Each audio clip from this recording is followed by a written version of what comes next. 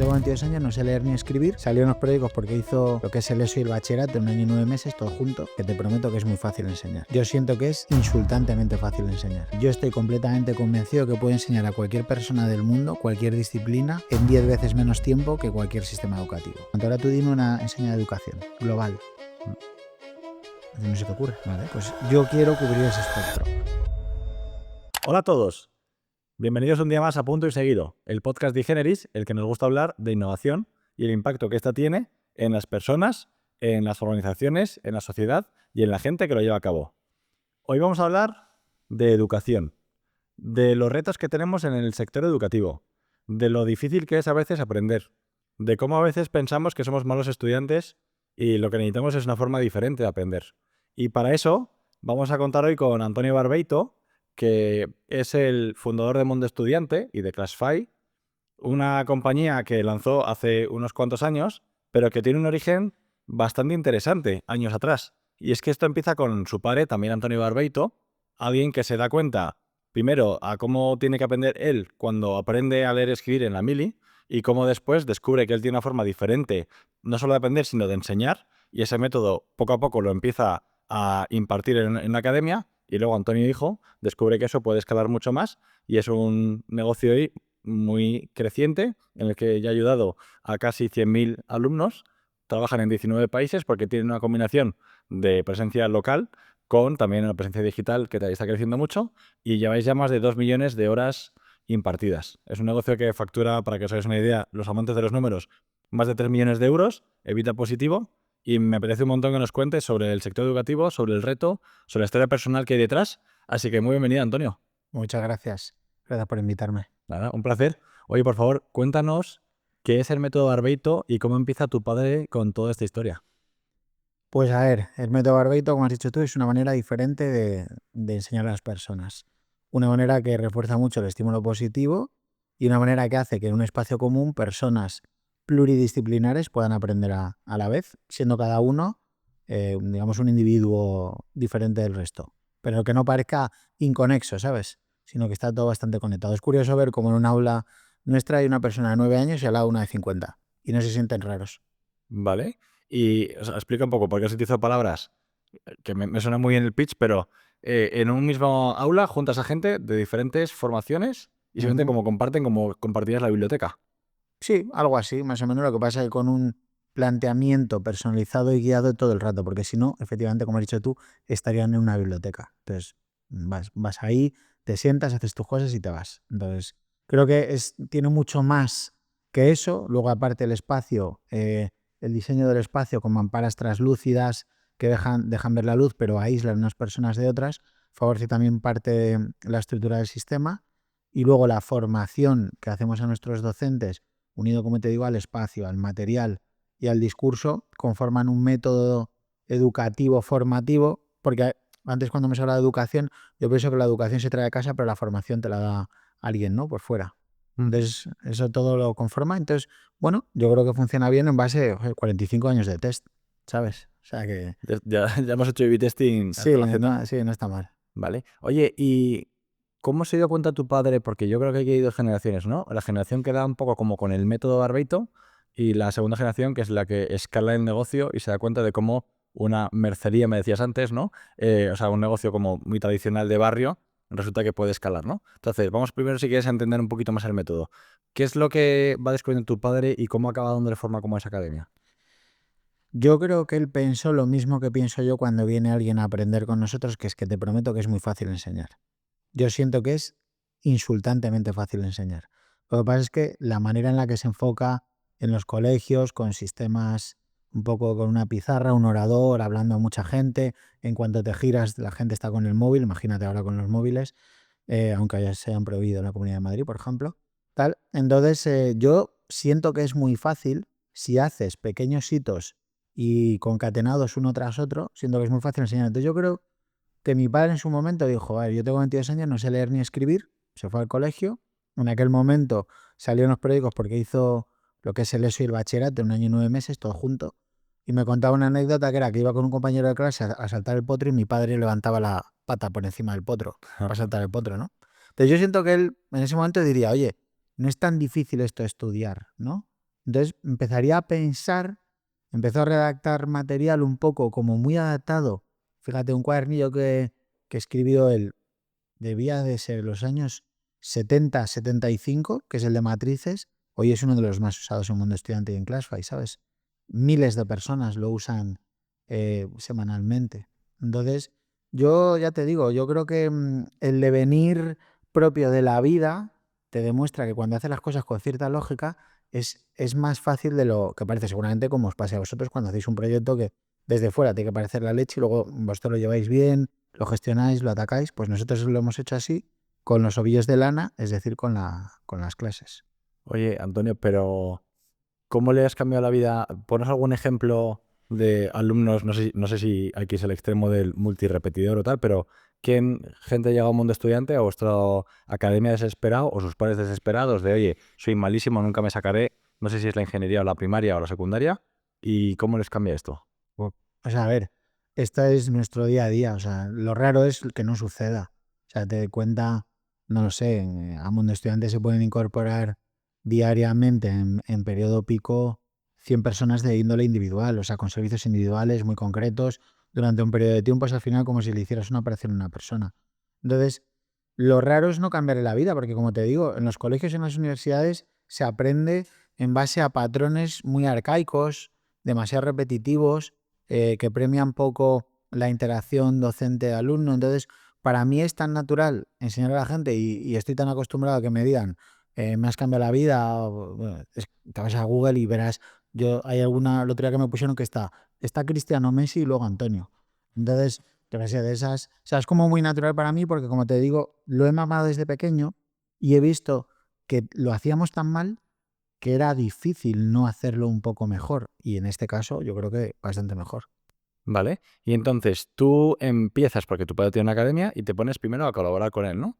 ¿Y Bueno, cómo es un poco tu proceso? a colaborar es suave, ¿no? Esto es como te comentaba antes, tienes una pastelería y digamos que naces en un ambiente en el que el esfuerzo es como muy rígido, ¿no? Entonces oye, tienes que bajar a poner pasteles si quieres comer. O Ya. sea, la frase era algo así, ¿no? Pues, oye, que hay que aprender a currar, que este es el negocio familiar Ya. y que da de comer, ¿no? Entonces, claro, o sea, yo recuerdo mi infancia en una casa que era poco más grande que este espacio que estamos teniendo y yo no sé si lo he contado alguna vez, me suena que sí. Yo desayunaba en la cocina y había alumnos al lado de mí dando clase en la mesa de la cocina, ¿sabes? El espacio no era muy grande, entonces, como te digo, lo he naturalizado de tal manera que cuando me dijeron hay que ponerse a currar, lo di por sentado como lo que tienes que hacer, ¿no? Como persona.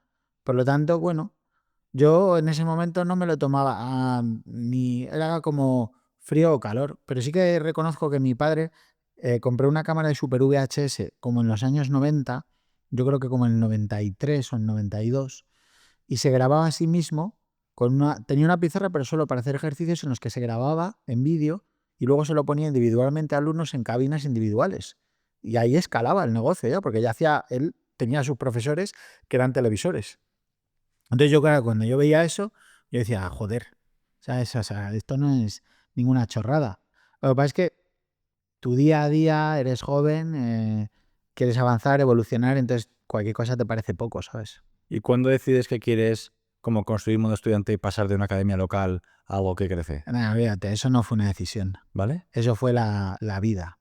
Como te digo, yo despachaba magdalenas, es decir, daba clases y me iba formando en industriales, luego en empresariales, tal.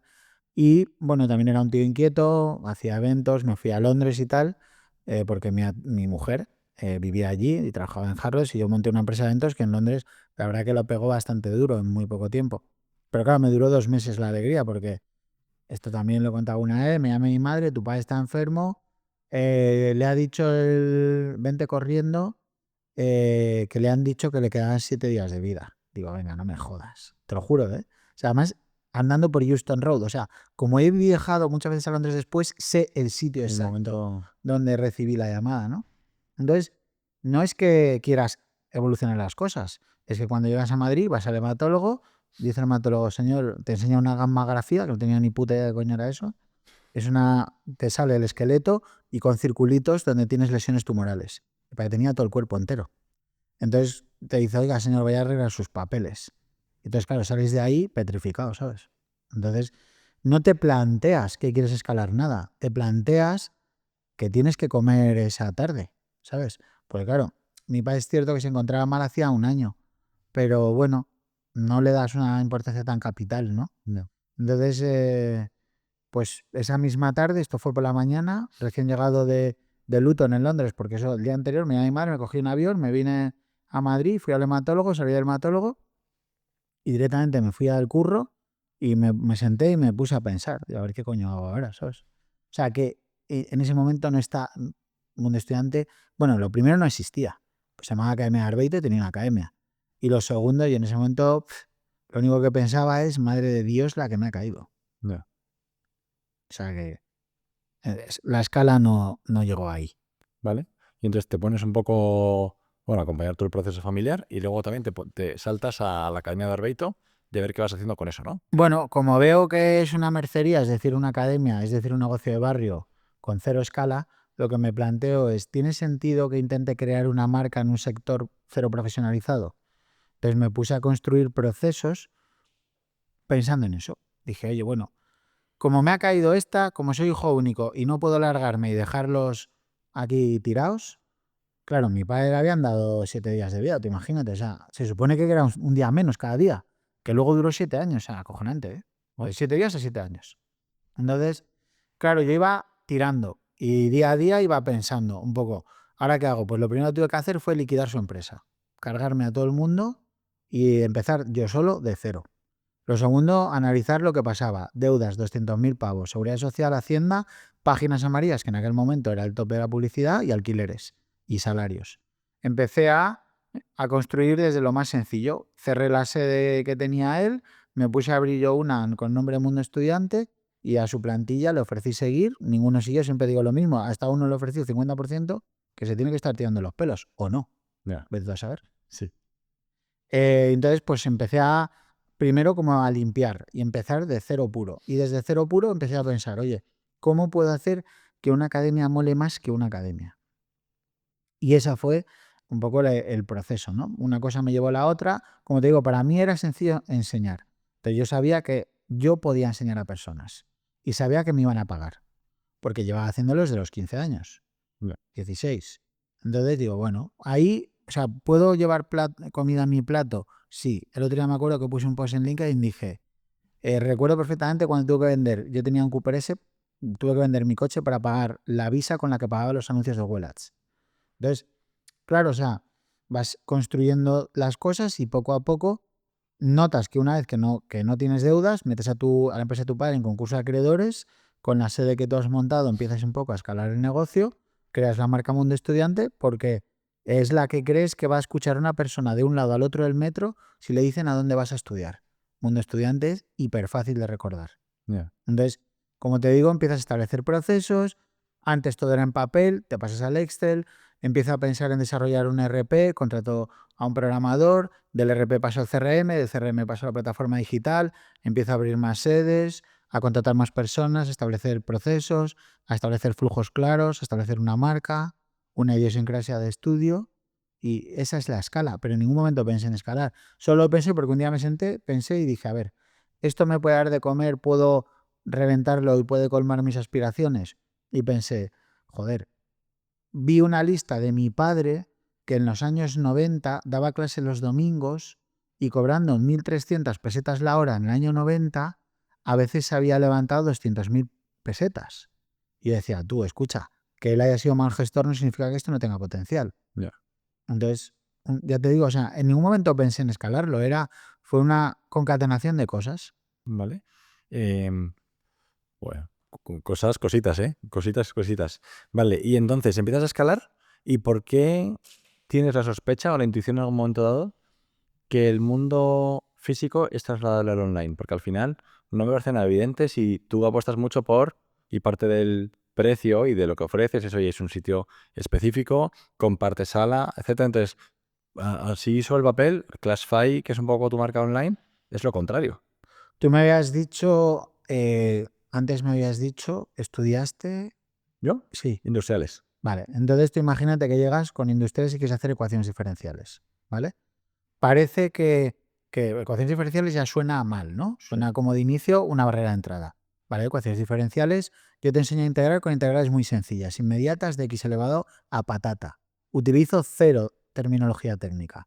X elevado a patata se transforma en x elevado a patata más 1 partido de patata más 1. Desde ahí empiezo a enseñarte las 10 de inmediatas. Desde las inmediatas te empiezo a enseñar irracionales, solo 2. Irracionales, cambio de variable, solo 3. Cambio de variable, aparte, solo 5.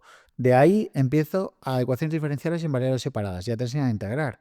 Entonces, escalo cosas muy razonables. Entonces, como yo pensaba, si esto lo puedo hacer en físico con varios tíos y dotándoles de autonomía, yo les pongo, esto sí que lo decía mi padre, y yo les doy la pincelada. Y luego propuso su autonomía. Pues estaba seguro de que lo podía llevar al digital. Entonces yo cogí y dije, escucha, quiero que me metas esto que hacemos aquí dentro de la pantalla del ordenador. Todas las mesas tienen una bombilla para llamar al profesor. Quiero que pongas una burbujita en la que haya un profesor, el alumno vea solo al profesor y el profesor vea a todos los alumnos. Se interactúe con ellos en un servicio one-to-many. Con una bombillita. Y quiero que los ejercicios más claves los grabemos en vídeo y se lo pongamos porque siempre todo el mundo falla en lo mismo. Y quiero que los cuadernillos estén en este orden. Y quiero que la pizarra se escriba de esta manera. Y quiero que el alumno pueda interactuar de esta otra manera. Entonces, estaba seguro de que lo iba a poder hacer bien y así ha sido. De hecho, cuando fue pandemia no despedía a nadie. Todos los clientes pasaron a digital y todos los profesores también. Sacamos Classify 48 horas después del encierro. Uy, está mal, ¿eh? Y más o menos, ¿cuántos alumnos tenéis online versus... O sea, ¿qué representa el online a día de hoy para vosotros? Bueno, ahora mismo obviamente tenemos una identidad de marca mucho más fuerte en presencial, por eso he traído a la nueva persona que te comentaba antes, al CEO, para Classify, para que escalemos la compañía. A lo mejor un 10-12% del negocio es online. Lo que pasa es que tenemos muchos alumnos de muchos aspectos, de muchas variables diferentes, y yo creo que somos muy especialistas en un abanico muy grande. Yo creo que si alguien necesita estudiar, de verdad que Mundo Estudiante es el mejor sitio que hay. En España seguro, y me atrevería a estirarlo un poco más, pero bueno. Si es mundo estudiante, será en todo el mundo, ¿no? Espero. Bueno, a eso vamos. Oye, Antonio, y supongo que tú al principio lo que dices, no, oye, yo no me iba para arriba, me ponía a remar, ¿sabes? A darle al remo porque es lo que tocaba. Y ya. Ya de repente esto empieza a tener una escala, empieza a tener unos procesos, ya sabes que te puedes ganar el pan y que eso tiene muchísimo potencial. ¿Y cuál es como tu aspiración ahora, no? O sea, ¿qué te gustaría conseguir? Hombre, yo creo que la validación del modelo es lo justo a nivel familiar.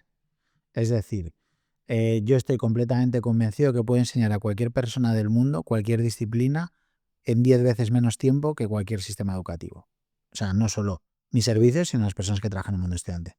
Entonces, escalarlo me parece lo justo, efectivamente.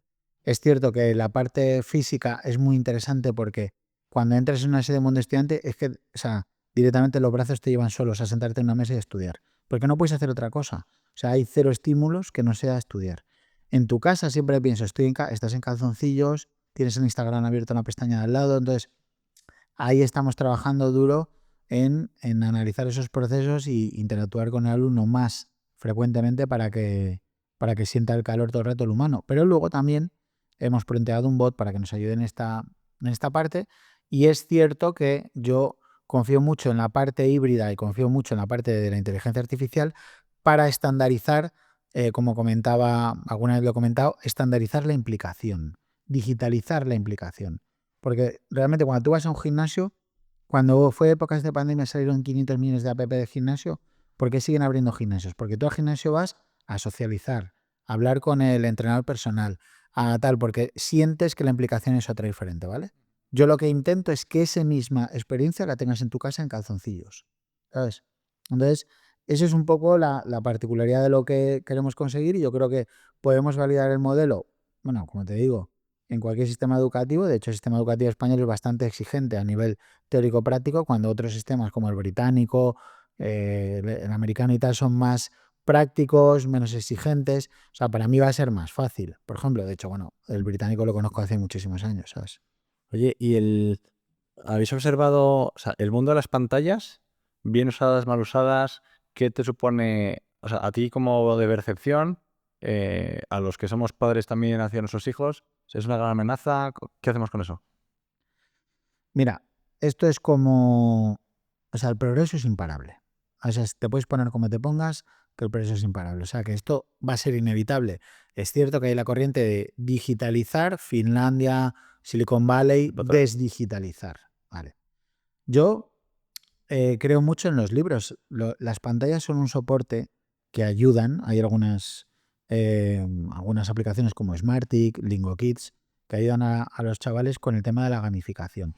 A mí lo que me preocupa de las pantallas tiene que ver más con el aspecto físico de estar todo el rato mirando una pantalla de un ordenador con una edad tan temprana, ¿no? Yo escribí un artículo para El País, si no me equivoco, o para ABC, no me acuerdo, en el que hablaba de que las pantallas deberían de utilizarse a partir de los 14 años. Pero por una cuestión física, como te digo, yo he utilizado pocos años de mi vida pantallas y cuando las he usado he notado que mi vista ha empeorado radicalmente rápido. Entonces, yo me pongo a pensar en eso, que también tengo hijos, y lo que quiero es que evolucionen en un aprendizaje. Primero, el papel creo que les aporta ciertas herramientas de escribir. La escritura manual me parece muy importante a la hora de desarrollar el aparato locomotor. Y además de eso, siento que si les evito las pantallas, que no se las voy a poder evitar en otras cosas, porque ya mis hijos están viciados a Minecraft o a otras mierdas, claro, y esa, como no la puedo evitar, pues prefiero evitarse en la parte en la que sí puedo evitar. Así que yo creo que las pantallas sí, pero en el momento adecuado. Y siento que a menos de 14 de momento pueden estar sin ellas. Oye, y me parece fascinante hablar de educación, formación. Si tú pudieras decir, oye, ¿qué te encantaría cambiar, no? O sea, vamos a coger el sistema escolar español en los colegios, ¿no? Tú puedes decir, oye, uno, la incapacidad que tiene la gente para concentrarse por el tema de las pantallas. Dos, el tipo de profesorado, porque muchas veces no sabes si están por vocación o no. Tres, la formación reglada, que son mismos libros para todo el mundo. Cuatro, o sea, ¿cuáles son las 2 o 3 cosas que dices, oye, si cambiáramos esto, con sus retos que tiene evidentemente a nivel de logística, en el que se pueda, ¿qué es lo que cambiaría radicalmente? Pues te voy a responder algo que no te va a molar, que se cambiaría todo. O sea, Ahí. voy a empezar con la primera, las pantallas. Las pantallas no son las que hacen que las personas no se concentren. Lo que hace que las personas no se concentren es la diferencia de aptitudes de cada una de ellas. Y eso se fundamenta en un problema que se llama el problema remolque. Tú vas a una clase, hay 25 tíos, de los cuales 4 son súper listos, 10 son normales, y luego hay una muestra que son menos listos. La clase la dominan los 4 listos. El profesor explica para ellos porque siente que son los que le escuchan. Entonces el resto están totalmente perdidos. Nada más llegan. O sea, yo cuando viene una persona con nosotros, que la interacción es one-to-one, aunque el espacio es one-to-many, y cojo y le digo, sé sincero, ¿qué te enteras de clase? Es que todo el mundo me dice, no me entero de una mierda. Y es que estoy convencido de que es así. Porque cuando llega el profesor empieza, pues vamos a esto y tal, habla a los primeros, o a los que él sabe que le van a escuchar. Del resto ya pasa, desconecta. Para mí no existen. Entonces, ya empezamos ahí mal. Ya no tiene que ver con las pantallas. Si ya solo unes en el móvil, imagínate. Luego, segundo, vocación. Hay poca gente vocacional. La gente vocacional opera más en el rango de infantil y primaria que en secundaria y bachillerato. Poca gente quiere ser profesora de un colegio realmente. Lo hacen porque las condiciones económicas son buenas y tienen 3 meses de vacaciones. Y esto, si alguien me escucha y es profesor, sabe que es verdad. ¿Sabes? ¿Por qué? Porque la realidad es que no es demasiado motivante. Porque no te están escuchando. Ya te estoy diciendo yo que no te están escuchando y tú sabes que no te están escuchando. Entonces, ¿qué es? O sea, ¿se arregla pagando más dinero? No, se arregla gestionando las cosas para que sean más motivantes, estableciendo otra serie de hitos. El profesor sí que tiene que ser, y entiéndase bien la palabra, la autoridad, no como las típicas viñetas que hemos visto 14 veces de antes van los padres y le echaban la bronca al chaval porque suspendía, ahora van y le echan la bronca al profesor porque suspende, ¿no? Entonces, esa también. La realidad es que o sea, yo me involucro muchísimo con profesores y la realidad es que cuando están en una junta de evaluación y dice un profesor, a este hay que suspenderle, el resto cogen y dicen, ¿estás seguro? ¿De verdad lo vas a hacer? El quórum famoso, tienen que estar 2/3 de acuerdo para que una persona repita, tal. La gente ahora mismo promociona sin tener ni idea. El otro día un caso, una alumna en una de nuestras sedes, yo veía en matemáticas que me pedía contenidos que eran inconexos entre sí. Y yo cogí, yo la conozco hace más tiempo, la saqué fuera y le dije, ¿en qué curso estás? Y me dijo, cuarto de la ESO. Le dije, ¿sabes qué estás haciendo? Digo, estás eh, suspendiendo a propósito matemáticas pensando que te la van a promocionar para darte título de la ESO. Digo, dime si estoy mintiendo. Me dijo, no, tienes razón. Digo, si ya lo sé, si no estás poniendo la carne en el asador, ¿sabes? La gente se la deja, o sea, la gente llega a cuarto, cuelga matemáticas, segundo y tercero, es que no tienen ni idea. Y yo cojo y alucino. Digo, en un mundo tan digital, tan tecnológico, tan de ceros y unos, las matemáticas me parecen que mentalmente te abren mucho el espíritu y la mente, valga la redundancia, para entender hacia dónde se avecina el mundo. Por lo tanto, ahora mismo el entorno educativo para mí en España es absolutamente eficiente. Informe PISA, informe TIMSS, todos los informes dicen que vamos hacia abajo, pero es que recogemos lo sembrado. Es que es así. Por eso existe Mundo Estudiante. O sea, si mucha gente me dice, ¿por qué no montas un colegio? Digo, porque yo no me dedico a enseñar a una persona o a un grupo de personas. Yo me dedico a enseñar a muchas personas diferentes, con más o menos renta per cápita, con mayores o mejores o peores circunstancias, de Madrid o de fuera, de un país o de otro. O sea, yo no soy un profesor, yo soy un formador, ¿sabes? En el amplio estricto sentido de la palabra. Entonces, yo cambiaría absolutamente todo, desde cero. Ok. Me encanta porque veo que te mojas, ¿eh? Decías al principio, dices, soy valiente, digo, pues, doy fe. Oye, Antonio, ¿cuál es tu sueño, no? O sea, ¿qué te gustaría que ocurra en los próximos años con Mundo Estudiante o con Classify? O sea, antes decías, oye, como dar la oportunidad a todo el mundo de aprender 10 veces más rápido, pero eso cómo se traduce, ¿cuáles son tus planes a los próximos 2, 3 años? Bueno, con el fichaje de José Luis lo que queremos hacer es impulsar la parte digital brutalmente, llegar con el sistema a los mayores países posibles y con muestras cada vez más grandes, pero sobre todo me apetece validar un negocio tan local como es una academia y llevarlo a una escala global, pues como si tú piensas en enseñas de pizzerías, se te ocurrirá Telepizza, aunque ha quebrado, se te ocurrirá en Dormida pizza, ¿no? hamburgueserías Goico, tal, no sé qué, no sé cuánto. Ahora tú dime una enseña de educación global. Mm. No se te ocurre. Vale, pues yo quiero cubrir ese espectro. O sea, quiero que cuando las personas quieren aprender, sepan que somos el top of mind, le vayamos a la mente y digan, estos tíos lo hacen bien, no mires más. Y si tuvieras la oportunidad de revolucionar algo, ¿preferirías revolucionar la primaria, la ESO, el bachillerato o la universidad? Mira, te voy a decir una cosa súper particular que he percibido, ¿vale? O sea, mi poco mundo de estudiantes, el rango de actuación más amplio es de 13 a, vamos a decir, 21, ¿vale? Aunque luego hay gente mayores Es de más común, ¿no? O sea, casi Sí, todos se concentran. la moda, la muestra, la mediana, en fin, está un poco ahí, ¿no? La moda sobre todo. Entonces, claro, el otro día eh, puse, porque tengo una comunidad digital razonablemente interesada en lo que hablo, lo cual agradezco también, que iba a crear una marca para niños de 5 a 10 años. Joder, pues ya ha tenido más éxito que cualquier otra cosa que haya puesto hace un montón de tiempo. De hecho, hoy tenía la reunión un poco para el kickoff del proyecto, Mundo Estudiante Kids. ¿Por qué? Porque yo tengo hijos de 6 años. Les he llevado a Mundo Estudiante conmigo y he percibido que no era su espacio aún. Entonces vamos a sacar una marca que vaya de 5 a 10. Y la verdad que he visto que a la gente le molaba eso. Y es cierto que yo con mis hijos, que tienen 6 años, son mellizos, me mola bastante ver cómo aprenden. Porque es cierto que todavía quieren aprender. Es cierto que la gente cuando está muy quemada, aunque cuando llegan a nuestras aulas su actitud es otra diferente, no quiere, pasa a estudiar. Es Ya. como, va, me la sopla. O sea, yo quiero ser youtuber, fuera coño. Y entonces yo cojo y digo, joder, es que yo no quiero una sociedad tan así, ¿sabes? Entonces, todavía tengo esperanza con los pequeños. Entonces, la verdad es que no me disgustaría mejorar esa parte. ¿Vale? Qué bueno. ¿Y cómo de compatible es tu método o vuestro método con la formación reglada? Que decir, al final, porque en cierto modo estás doblando. O sea, tienes, por un lado, las clases que tienes que hacer y como no te funcionan del todo bien, vas a otras clases y al final es doble precio, doble sistema. No sé si te genera también una cierta esquizofrenia mental de, oye, tengo que vender, yo qué sé, las multiplicaciones así o asá, integro patatas o derivo zanahorias. He ido a 300.000 millones de podcast y nadie me ha hecho esta pregunta. Es una pregunta súper buena. Toma, escucha, chavales, ¿eh? No, fuera coña, ¿eh? Súper buena. Nadie me la ha hecho nunca y ese asunto es crítico. Porque efectivamente tienes dos discursos. Y además yo siempre diré, escucha, hazme caso a mí. Cuando digo mí, digo al mundo estudiante. Te lo prometo que lo vamos a hacer más rápido porque somos una empresa privada y tenemos que ser rápidos para que tú aprendas. Pero claro, cuando ese va al colegio o a la universidad, siempre le digo, "No, tampoco digas que has venido aquí. Di que te lo ha dicho alguien Ya. en casa, porque si no, le crujen. No, porque yo te lo he dicho de esta manera. Y yo siempre le digo a la gente, tío, yo no te puedo enseñar de una manera peor de la que sé que te puedo enseñar. porque alguien te diga que tienes que aprender de esa manera.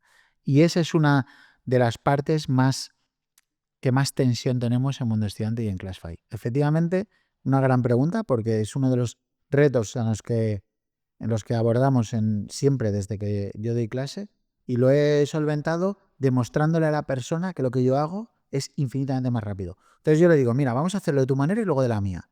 Y cuando lo hago de la mía, coge y le digo, ¿qué opinas? Me dice, 1000 veces más rápido. ¿Pero por qué no me lo enseñan así y tal? No sé qué. Digo, dile que venga aquí. Sí, pero hay maneras, o sea, que decir, a mí me pasa de las restas con llevada y te dicen, por favor, no les enseñéis a vuestros hijos porque vamos a utilizar este método, porque claro, cuando tienes que hacer uno a muchos y estás acotado en recursos, entiendo que tienes un reto que es, oye, es que te voy a enseñar los 30 y como cada uno ponga los politos arriba, otro ponga el menos, otro se los lleve y lo redondee, entiendo que te genera fricción. Pero no sé cómo lo resuelves. O sea, Diego, imagínate que en esta clase que tú decías, sí, hay 4 que van muy avanzados, 10 que tal, porque siempre se habla de los listos y los no listos, yo creo que discrepo porque precisamente como formamos a todo el mundo de la misma manera, nunca o sea, sabes que el que se le da bien a probar con el sistema y el que ha cogido como el track record para ir por la vía del colegio de forma satisfactoria, ¿no? Pero claro, tú al alumno número 15 de nota, por no irnos a los extremos, tú le enseñas otro método y va a colisionar. Ya, pero es que la realidad es lo que te he dicho, yo no lo puedo enseñar por debajo de lo que creo que es mejor y más rápido. Es más, si no lo entienden de la manera que se lo han enseñado en el colegio y lo entienden con la manera que yo se lo enseño, ¿cómo le voy a seguir enseñando la del colegio cuando yo sé que es peor?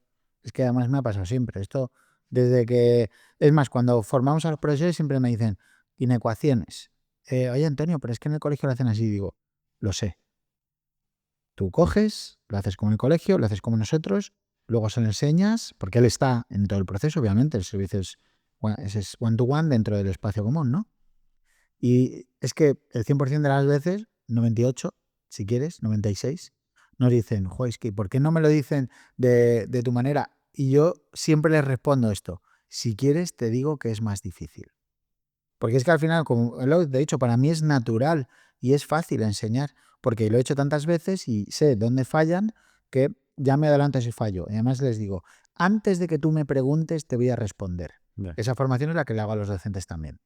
Entonces, siempre, como todo el mundo fallamos en lo mismo, es cierto que en campana de Gauss, dentro de esos 4 o 10 que yo te he dicho, es cierto que en campana de Gauss casi todo el mundo está bien centrado, ¿no? Entonces, todo el mundo falla en lo mismo. Entonces, como ya me adelanto, pues ya sé dónde a ellos les cuesta, hay fricción y tal.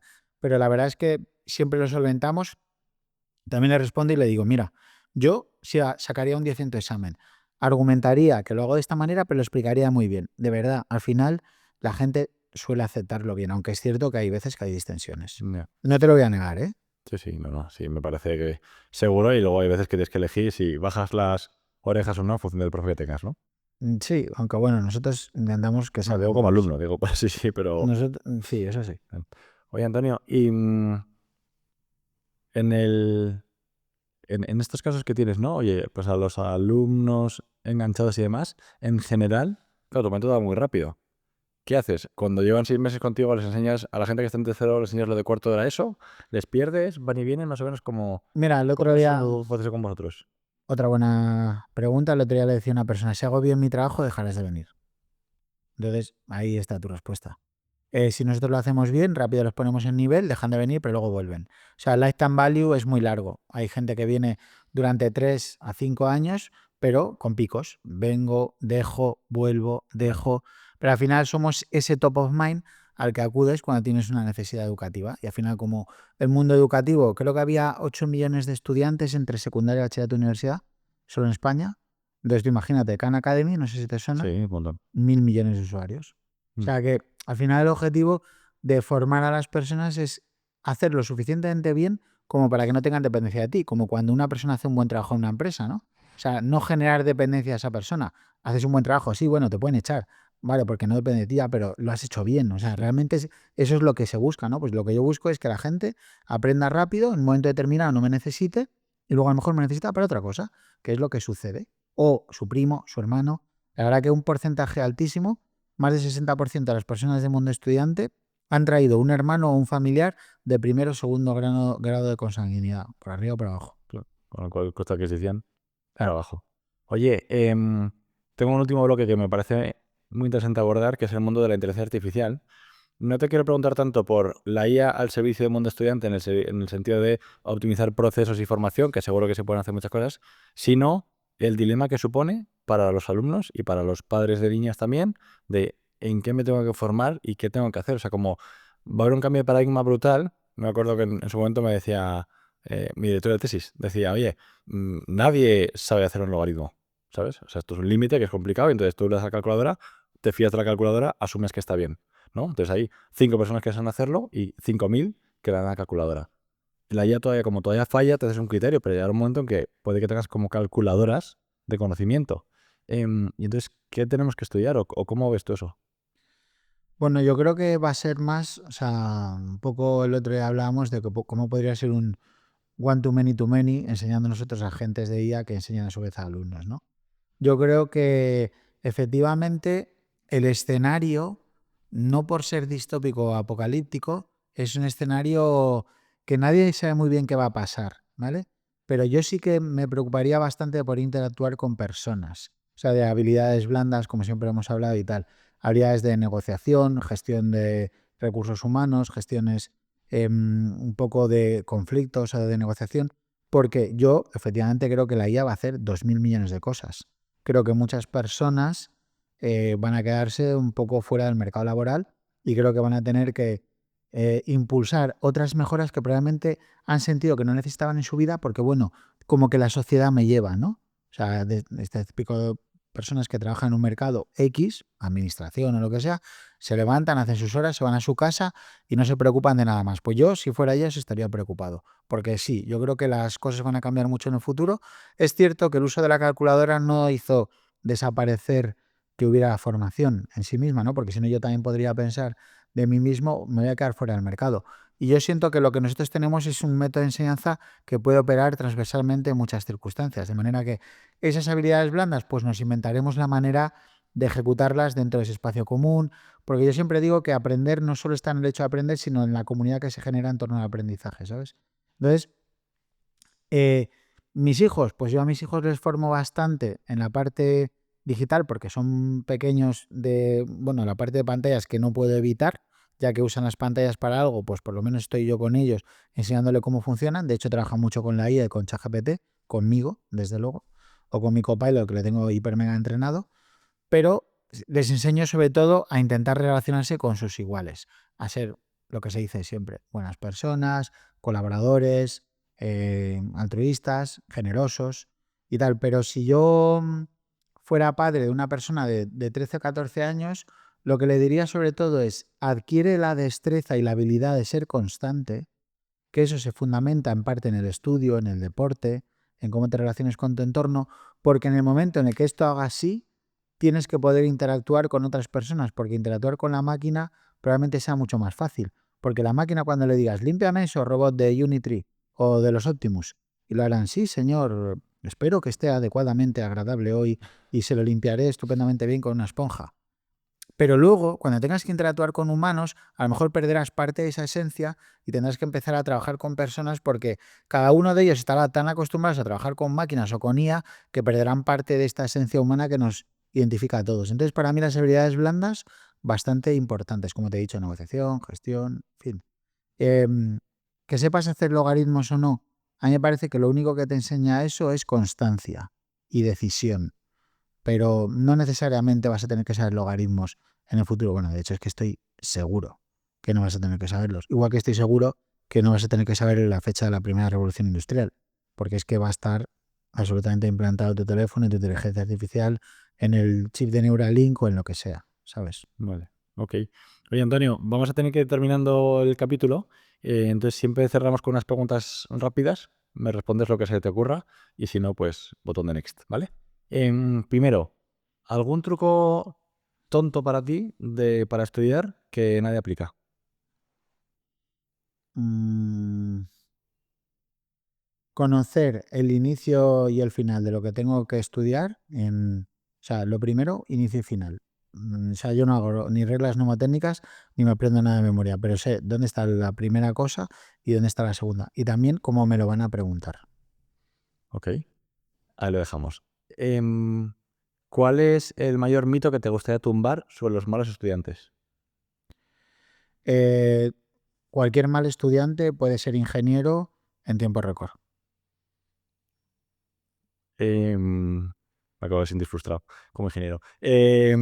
Ahora es mucho más fácil también, ¿eh? Esto puede ser. ¿Cuál es la asignatura que tú ves o las cosas que se empeñan en formar y para ti es una pérdida de tiempo?